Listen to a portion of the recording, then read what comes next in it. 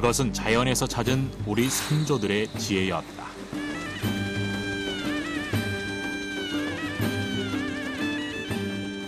자연적인 에너지, 친환경적인 에너지를 이용하는 방화라고 할 수가 있겠죠.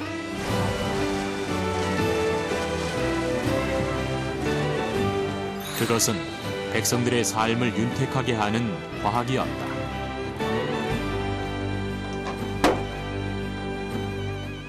산업혁명을 일구는데 큰 바탕이 됐던 첨단 과학기술이었다. 백성들의 고단한 삶이 물레방아로 인해서 편안한 어떤 그런 휴식에 또 연장이 될 수 있을 뿐만이 아니라 삶의 변형을 가져오는 획기적인 물레방아가 아니었나.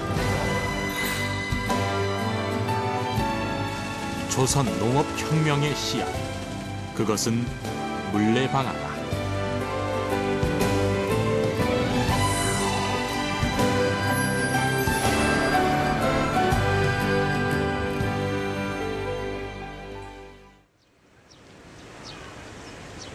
우리의 전통 문화는 늘 옛것에 대한 호기심과 향수를 자극한다.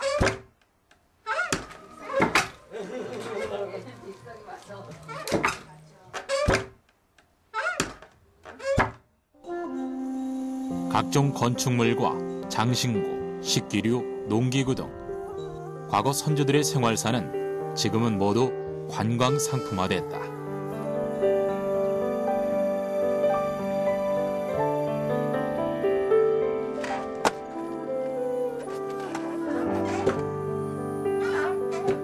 그러는 사이 우리가 잊고 있는 건 이 모든 것이 얼마나 과학적이고 지금 사회에 얼마나 큰 영향을 준 것인지 잘 모른다는 것이다. 사람이 농사를 지어 먹을 수 있게 된 건 곡물의 껍질을 까고 또 찧어 무르게 하면서부터다.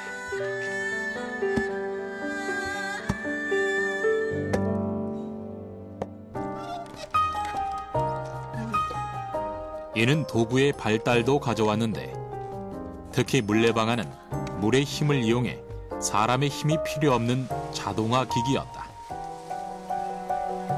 또 이것으로 인해 당시 우리 사회는 획기적인 전환기를 맞이하게 됐다. 지금은 정원의 장식물이지만 과거엔 마을의 필수 시설이었던 물레방아. 이것의 숨은 비밀은 무엇일까?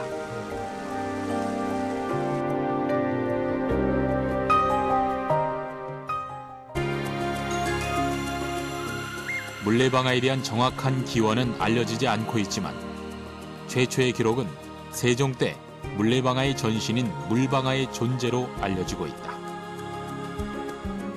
물레방아의 탄생 역사는 정확하게는 지금 알 수 없지만 상당히 일찍부터 물레방아가 특히 중국에서 이렇게 발전해 왔던 것 같습니다. 그러나 역사적으로 하면은 조선 후기 대체로 한 18세기에서 19세기에 들어와서 물레방아가 일반적으로 보급되었던 것 같습니다.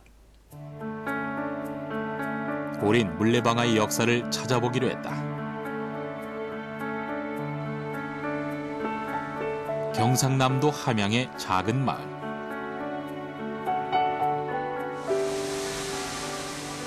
이곳엔 1700년대에 만든 물레방아가 있었던 곳이다. 그 역사도 오래됐지만 2000년 초반까지도 가동했다고 한다. 지금은 복원의 옛것이 사라졌지만 아직 주민들은 물레방아에 대한 추억이 많이 남아있다.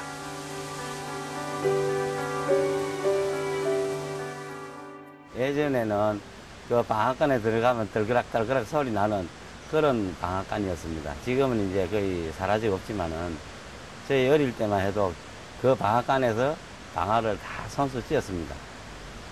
그리고 이제 마을에 그 주민들한테는 이제 고추방아도 찧고 또 보리방아도 찧고 떡도 하고 두부도 하고 모든 게 우리 안심마을 방앗간에서 다 해결되었습니다. 사람이 모여드니 자연스레 물레방앗간은 마을의 중심이 됐다. 흔히들 물레방아는 곡식을 찢는 도정기구로 알고 있지만 이곳에선 그 이상의 시설물이었다.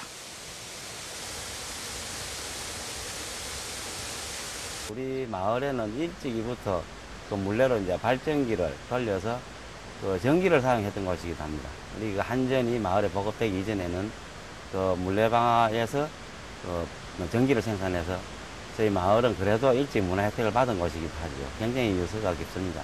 컴퓨터가 이제 우리에게 뭐 발명이 되어서 획기적인 삶의 변화가 생겼듯이 조선시대 17세기 후반에 18세기에 들어서 물레방아가 발명이 되어서 엄청난 그 생활의 어떤 변혁이었다고. 이 마을엔 물레방아와 관련 있는 명소가 하나 있다. 연암공원. 조선 후기 실학자인 연암 박지원을 뜻하는데 그와 물레방아는 어떤 관계가 있을까? 1700년대 말 그 연암 박지원 선생이 청나라 사절단에 참석하면 거기 가서 중국에서 문물을 보고 여기 이제 1791년부터 안위 현감으로 5년간 재임하시는 동안에 이곳에 지리적인 조건을 이용해가지고 물레를 설치해서 최초로 가동했던 그런 유서 깊은 곳입니다. 당시 안위 현감으로 재직한 연암은 물레방아 설치뿐 아니라 수많은 업적을 남겼다. 때문에 지금 함양 곳곳엔 그와 관련된 사적이 많이 남아있는데 함양 사람들은 연암에 대한 역사를 자랑스럽게 여기고 있다. 연암 박지원 선생이 1700년대 후반에 17세기 후반에 안위 현감으로 부임을 하면서 많은 실용사상의 학문을 부흥화시키셨는데 그 첫 번째가 물레방아이고 두 번째가 벽돌입니다. 안위 현감으로 계시면서 모든 그 사상의 그 중심 학문을 실용화시켰다고 보면 되기 때문에 함양과 연암 선생의 그 뗄 수 없는 밀접한 관계가 되는 것입니다. 연암의 대표적인 저서인 열하일기엔 안위 현감으로 부임한 5년 동안 추진했던 각종 사업들과 그 방법을 기록한 내용이 담겨 있다. 이는 우리 백성들의 삶을 윤택하게 하기 위한 일종의 연구집이었다.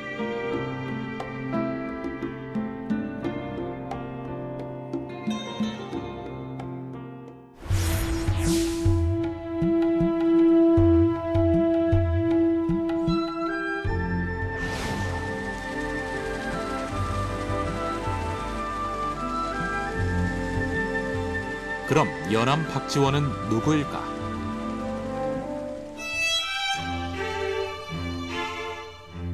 알려진 바론 그는 18세기 말에 뛰어난 문장가요.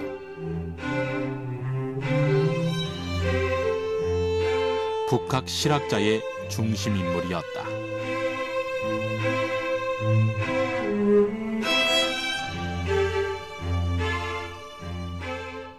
실학에서는 이용후생파, 이용은 기술을 발전시키고 해서 후생이라 백성들을 넉넉하게 하는, 먹고 잘 살 수 있게 만드는 국가와 백성들이 잘 지낼 수 있게 보다 생산을 늘리는 일인데 새로운 문명의 모습을 적극 배워서 우리도 도시의 발전과 나라의 발전을 기해야 된다. 조선사회가 이제 양난 이후에 그 임진왜란이라든지 병자호란 이런 것들을 이제 전란을 겪은 후에 상당히 이 황폐화된 걸로 나와 있습니다. 수레를 많이 만들어서 이용하자, 또 물레방아를 이용하자, 뭐 이런 식으로 이제 농촌 계몽 운동이랄까요? 그는 안위 현감을 비롯한 몇몇 지방관으로 재직할 때 배우고 경험했던 선진 문물을 활용하고자 했다. 당시 조선은 경제난을 타개할 방법이 필요했는데 경제의 근간은 농사에 있었기에 특히 농사기술과 농촌 발전에 중점을 두었던 것이다. 새로운 문제들과 방법에 관한 것을, 기술에 관한 것을 많이 익히고 배워가 왔습니다.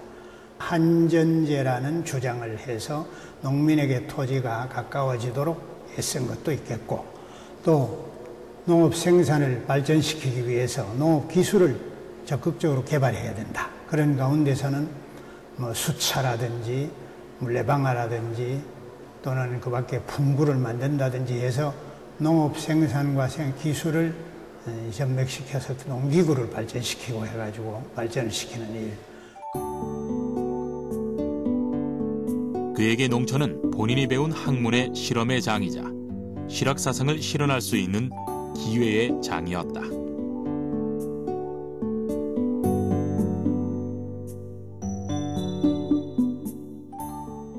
연암이 안이 현감으로 간 일은 참 연암의 사상 형성과 실학 실천에 있어서 아주 중요하고도 좋은 기회였지요. 자기가 실학을 고민하고 연구하고 생각했던 그 꿈과 포부와 사상 내용을 실천한 마당이 바로 안이었습니다. 연암은 건축과 농기구를 연구하고 보급해 농촌은 물론 백성들의 삶을 향상시켰다. 그중 조선 전기에 기록된 물방아는 연암으로 인해 조선 후기 물레방아로 만들어졌던 것이다.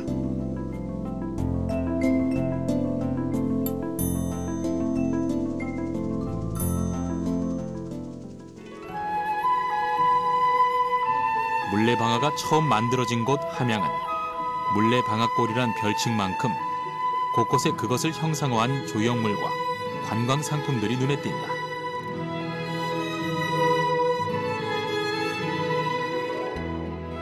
그런데 연암은 왜 이곳 함양에 물레방아를 만들었을까?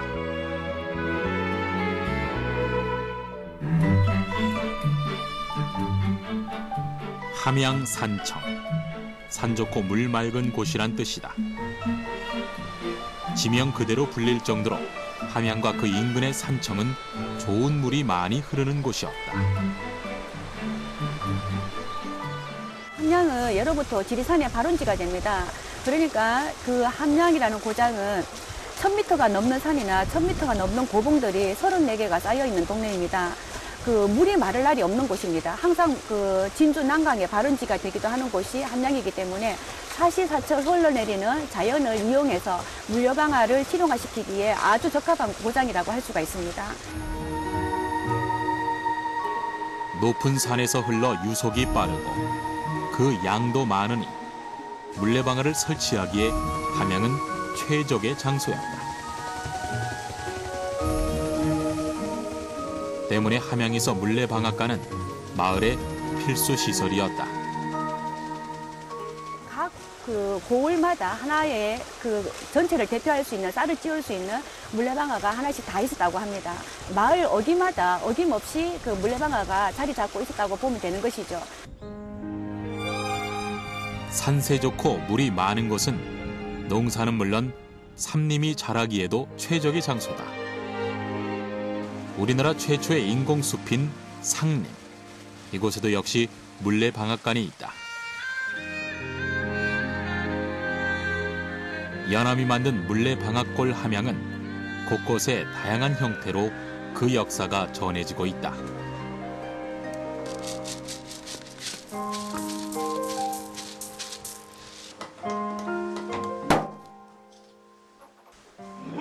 산천 물레방아 물을 안고 돌고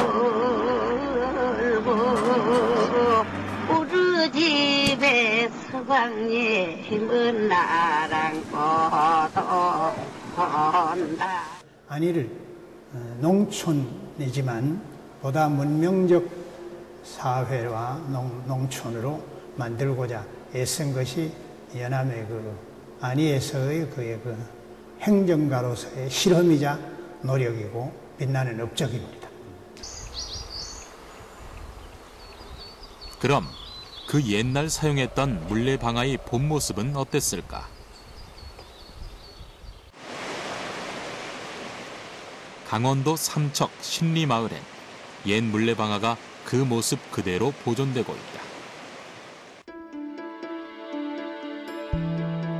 일반적으로 물레방아는 방앗간과 연결돼 있다. 이곳은 지금 가동을 멈췄지만 그 구조는 잘 알 수 있도록 보존이 돼 있다.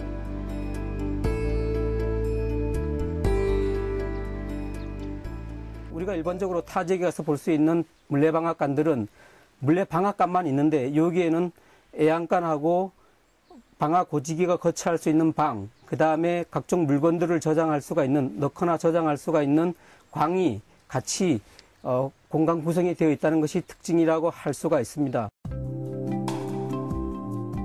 물레방아는 다양하고 복잡한 구조인데 그게 물이 흐르는 수로인 물홈과 물의 힘으로 돌아가는 물레바퀴, 방앗간과 연결된 방아 몸체로 이루어져 있다. 이 방아는 물레바퀴의 중심에 있는 눌림목에 연결돼 있다.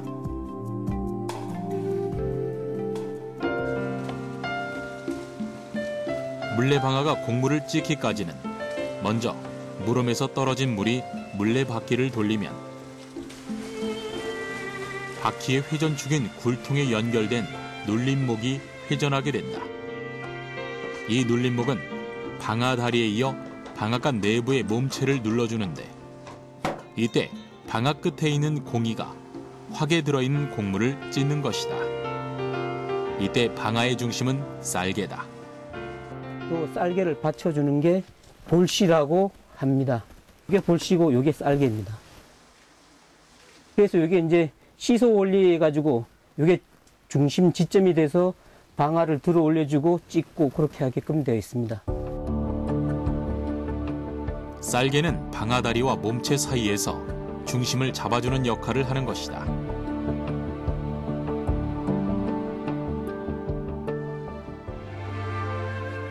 물레방앗간은 지역마다 건축 양식이 달랐다.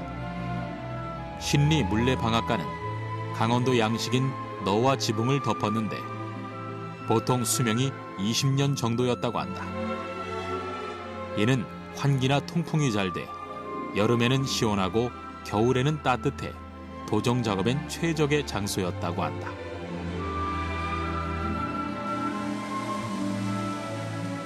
그리고 또 하나 중요한 것은 물레방아의 동력원인 물을 끌어오는 시설인데 산에서 흐르는 물을 어떻게 방앗간으로 끌어올 수 있었을까?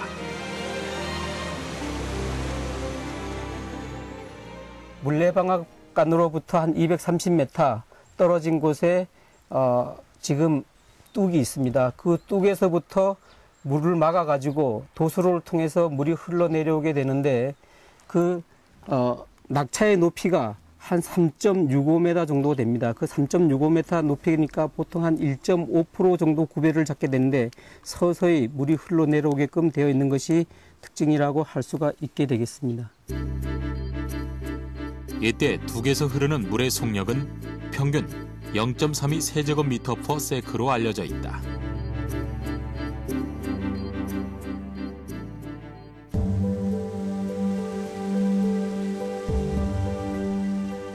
이렇게 물레방아는 크게 물을 끌어오는 수로와 물레바퀴, 곡식을 찢는 방아로 구성된 고도의 건축물이었다.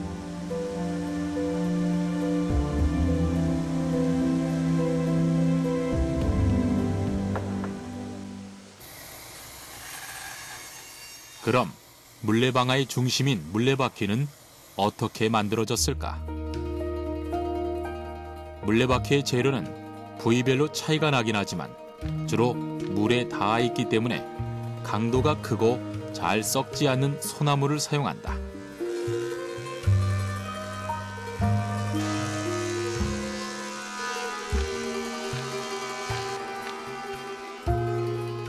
물레바퀴는 각 부분을 분리해서 제작한 다음 조립하는 형식으로 먼저 회전축이 되는 둥글목, 즉 굴대의 제작이 가장 우선이다. 굴대는 중심에서 균형을 잡기 때문에 똑바로 곧은 것이 좋다.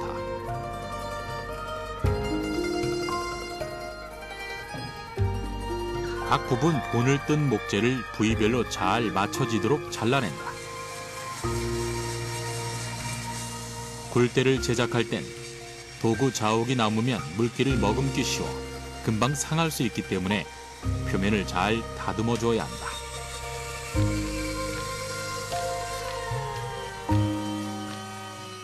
다음은 물통에 칸막이를 꽂을 6cm 정도 간격의 홈을 판다.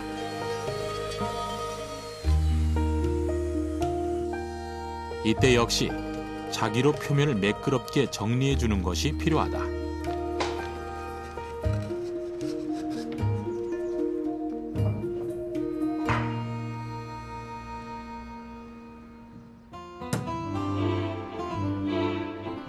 부위별 제작이 끝난 후엔 조립 과정에 들어간다. 특히 바퀴살과 나무판을 연결해 물레바퀴를 만들 땐 나무판이 약하기 때문에 다른 나무를 덧대고 못을 박아 연결한다.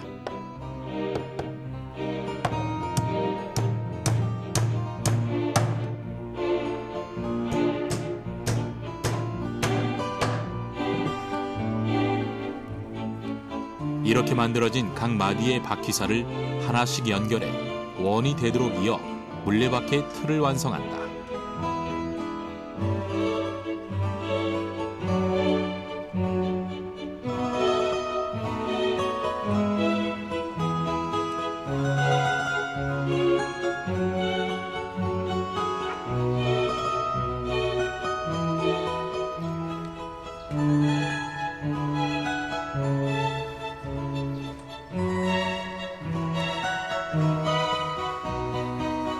완성된 틀을 어긋나지 않게 단단히 고정시킨 다음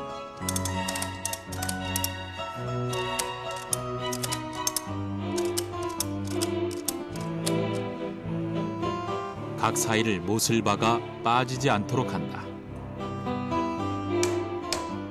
원래 못은 박달나무와 같은 나무 못이 이용됐다고 한다.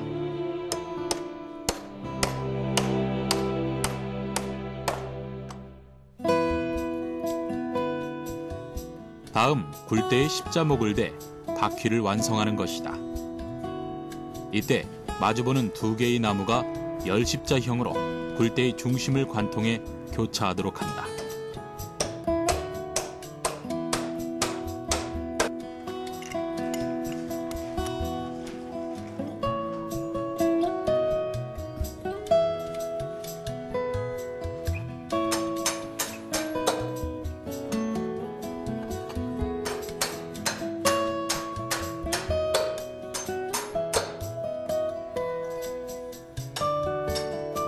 굴대의 중심을 단단히 고정시킨 후 덮개를 씌우고 바퀴살과 연결해 고정시킨다.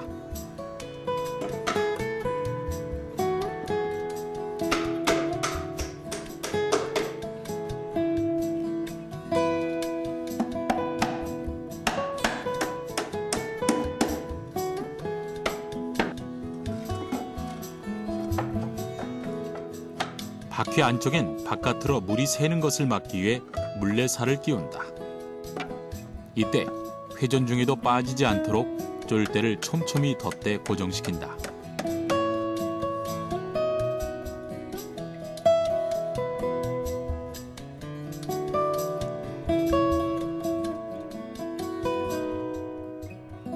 이렇게 물레바퀴가 완성된다.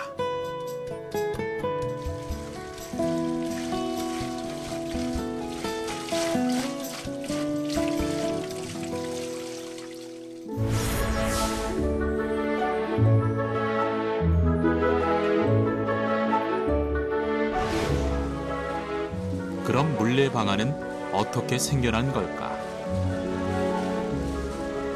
물레방아는 곡식을 찢는 도정기구다.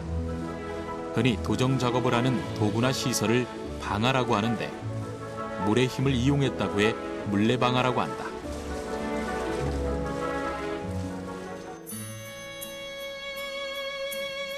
사람이 곡식을 찧어 먹기 시작한 건 곡물을 먹었던 석기 시대부터로 알려져 있다.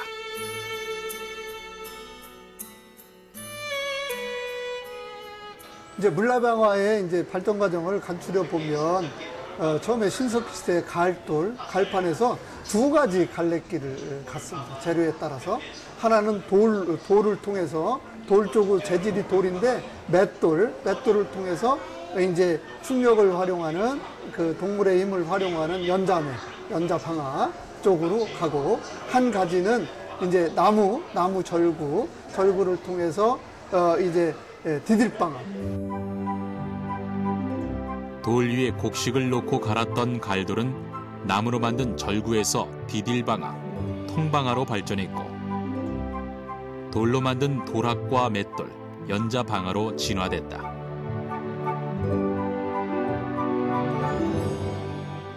그 다음에 이제 물레방아로 가는데 여기서 상당히 중요한 그런 하나의 그 창조 정신을 이제 찾을 수가 있어요. 두 가지가 결합이 돼 있어요. 물레방아는 원래가 수차에서 온 건데 수차축을 늘리고 거기에다가 디딜방아를 연결시켜서 그 상하 운동을 할 수 있도록 이렇게 이제 융합을 시킨 겁니다. 그래서 물레방아는 수차와 디딜방아를 융합시켜서 새롭게 그 고안해낸 하나의 융합 과학기술의 그런 그 결정체다. 이렇게 말씀드릴 수 있겠습니다. 물레방아는 물을 이용한 수차와 나무를 이용한 디딜방아를 합쳐 완성한 것으로 최초로 사람의 힘이 필요 없는 자동기구였다.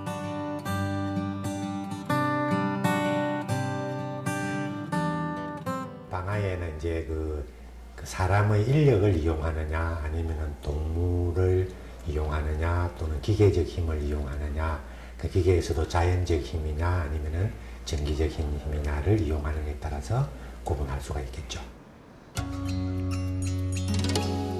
절구에서 디딜방아, 물레방아로 발달되면서 인력은 수력으로 대체됐고 반면 돌을 재료로 발달된 연자방아는 인력 또는 가축의 힘을 필요로 하기 때문에 더 이상 진화하지 못했다.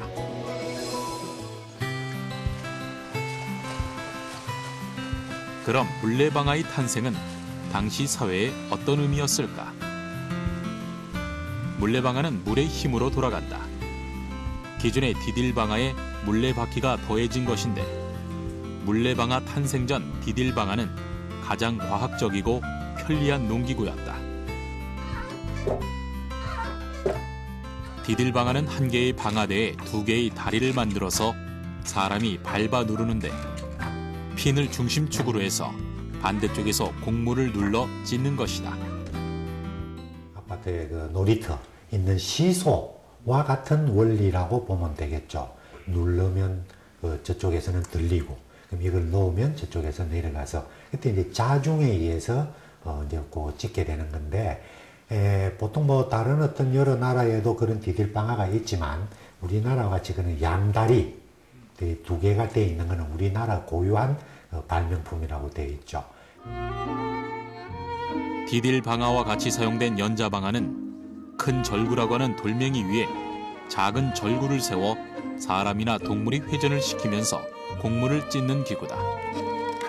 이는 시설과 운영에 있어 효율성은 적었지만 두 개의 돌을 과학적으로 활용해 어느 정도 편리성을 갖춘 기구였다.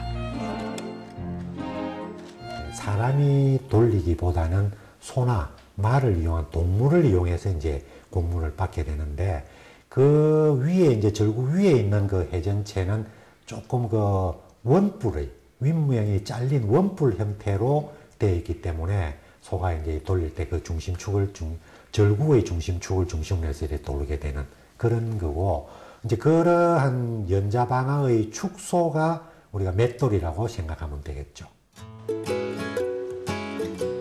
물레방아의 전신이라 할 수 있는 통방아 또는 물방아는 물레방아와 같이 물을 이용하는데 디딜방아와 수력을 동시에 이용한 지렛대 원리를 이용한 것이다.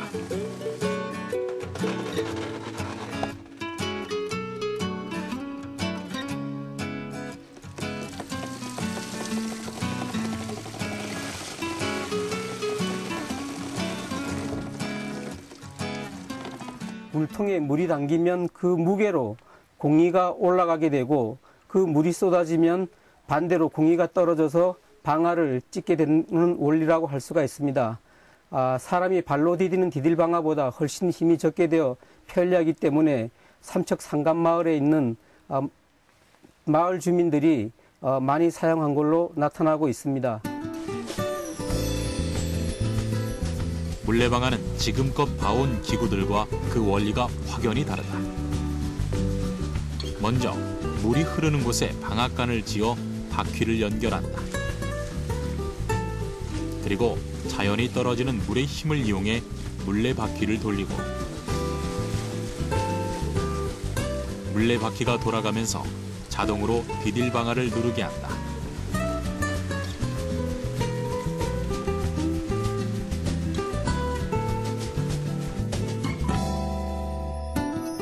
이렇게 물레바퀴의 축, 굴통과 연결된 디딜방아는 사람의 힘이 필요 없이 주기적으로 곡식을 찢는 것이다. 물레방아는 자연적으로 흐르는 물의 힘을 이용해서 만든 가장 과학적인 도구라고 할 수 있습니다. 요즘에 자동차 엔진의 흑백이고 그래서 캠축의 원리 이런 것들이 이제 자연스럽게 그 속에 담겨 있고 그런 이제 기계적인 요소들이 이제 첨단 기술이 이렇게 발달을 하면서 그 속에 들어가서 이제 산업혁명의 어떤 큰 구실을 하게 되는 거죠. 방아의 변천은 도정 능력의 향상도 가져왔다. 특히 물레방아는 하루 10가마, 연간 500에서 1000가마까지 도정량을 기록하기도 했는데 이는 다른 방아들에 비해 월등한 결과였다.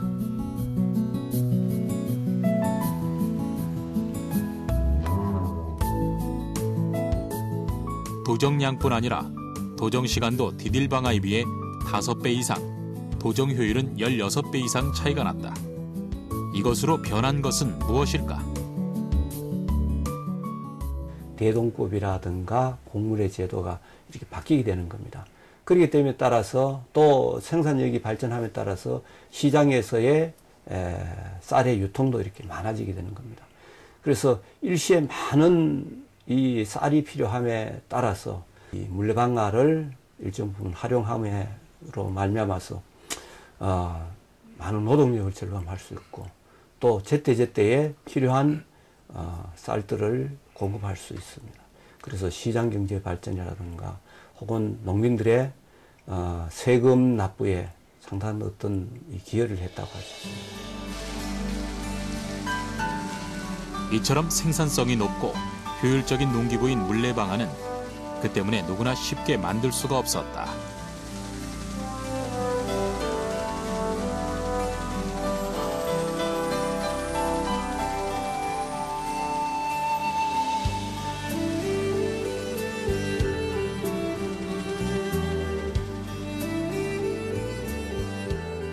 (19세기) 경남 합천에 살던 유학자인 단계 김인섭의 일기엔 물레방아를 건설하는 과정과 수리하는 과정이 아주 자세히 기록돼 있다. 오늘날에 우리가 눈을 보면은 그거 건립하는데 그렇게 힘들지 않을 것 같습니다. 그러나 19세기 당시만 하더라도 나무를 일단은 쉽게 구할 수 없었고 또 그런 또 지형에 맞게 이렇게 하자면은 많은 노동력이 이렇게 필요로 했습니다. 그래서 단계 일기에 보면은 대체로 한 300명 정도가 한 달 정도의 이 노동을 해서 건립을 해서 물레방아를 건립하는 그런 어떤 과정을 우리가 확인할 수 있습니다. 이처럼 대규모 인력을 들여 물레방아를 건설한 이유는 뭘까?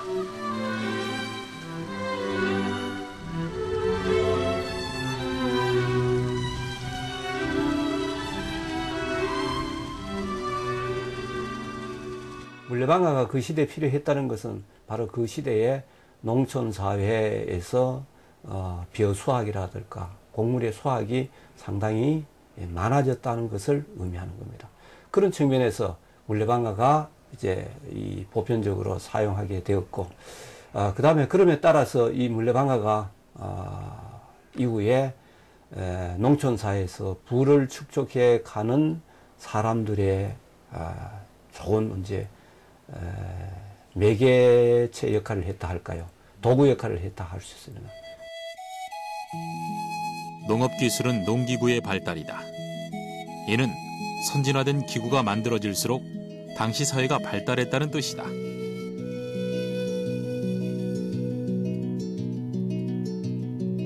엔진과 모터 등이 발명되기 전 농촌의 가장 큰 동력은 물레방아였다. 이것이 보편화되면서 농촌 생활에도 많은 변화가 찾아왔다. 물론 이전에 사람의 힘에 의존했을 때는 여성이 굉장히 많이 부담했죠. 농산물 가공에, 도정 작업에 여성이 많이 관여하다가 물레방아가 나옴으로써 노동으로부터 여성은 좀 해방됐다고 할 수가 있죠. 무엇보다 살림에 여유가 생기면서 농사에 집중할 수 있게 돼 생산력이 높아졌다. 또 식기구의 발달은 음식 문화도 발전시켜 새로운 식문화를 만들어냈다. 이는 조선 후기에서 근대로 이어져 농촌사의 발달과 경제 발전까지 사회에 전반적인 영향을 미쳤다. 방앗간을 중심으로 해가지고 사람들이 모이다 보니까 그런 같은 뭐라고 해야 됩니까? 문화를 새롭게 창출하게 되고 또 사람들이 많이 모이게 되고 그러면서 상업적인 어떤 그런 시설이 늘어나게 되고 막 그러한 배경을 만들지 않았느냐는 그런 생각이죠.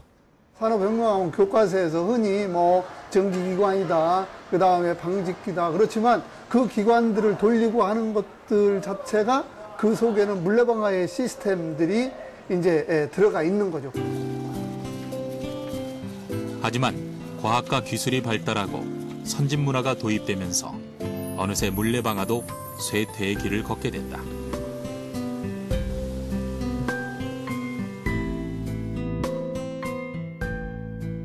언제 어느 곳에서건 가동이 되는 전기 기구들에 비해 물레방아는 반드시 물이 있는 곳에 설치를 할 수 있다. 그리고 농경사회에서 산업사회로 변하면서 그 생산량도 물레방아만으론 충족이 되지 않는 시대가 온 것이다. 물레방아가 있다가 이제 곡물이 더 산업기술이 발전되고 곡물의 생산량이 증대되다 보니까 그런 물레방아로만 갖고는 하기가 어렵다는 이야기죠.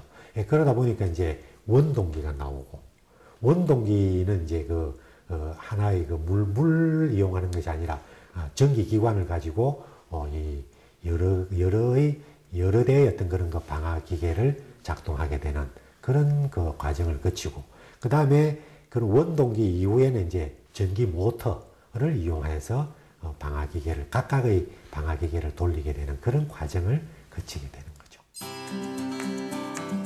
지금도 세계 여러 나라엔 물레방아가 돌아가고 있다.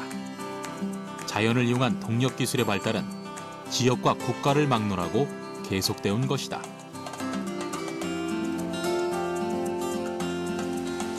하지만 작은 계곡물을 이용한 우리나라의 물레방아는 자연을 이용한다기보다는 조화롭게 살아가기 위한 우리 선조들의 슬기가 담겨 있다.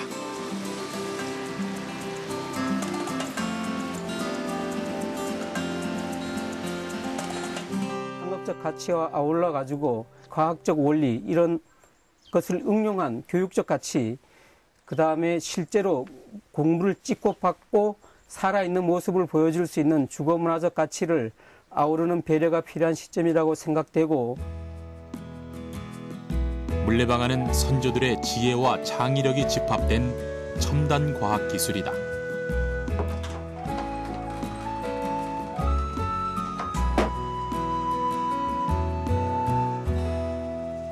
물레방아가 단순히 우리가 생각하는 것처럼 이런 민속품이라든지 민속자료 이런 게 아니라 과학기술 유산으로서 이제 거듭날 수 있는 이제 그런 이제 하나의 인식 체계가 될 수 있다고 생각합니다.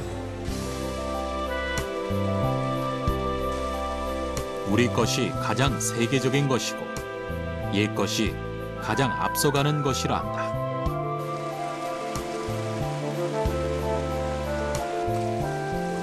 한국의 자연 속엔 물레방아가 있고